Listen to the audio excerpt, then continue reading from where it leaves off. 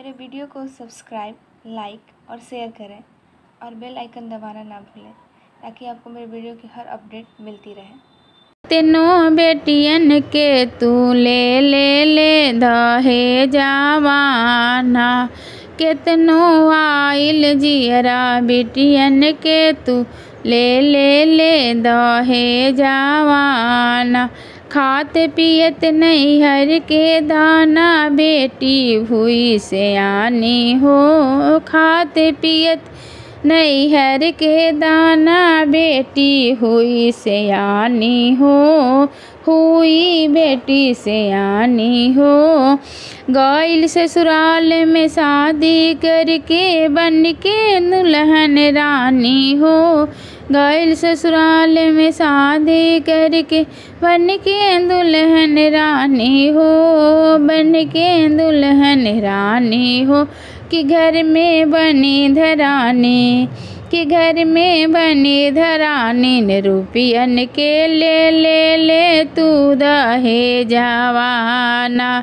कि घर में बनी है रानी ने रुपयन के ले तू दहे जवाना। सास ससुर और ननद मिल के तीनों किया विचार हो, सास ससुर और ननद मिल के तीनों किया विचार हो, तीनों किया विचार हो। छीरक तेल मिट्टी के लगा दिया अंगार, कि झटपट जल गेल बिटिया, झटपट जल गेल बिटिया।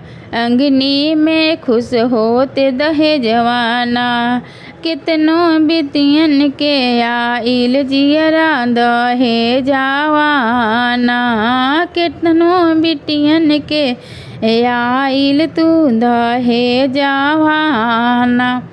डियर राम राज कहते हैं बाप गरीब लाचार हो, डियर राम राज कहते हैं बाप गरीब लाचार हो, बाप गरीब लाचार हो।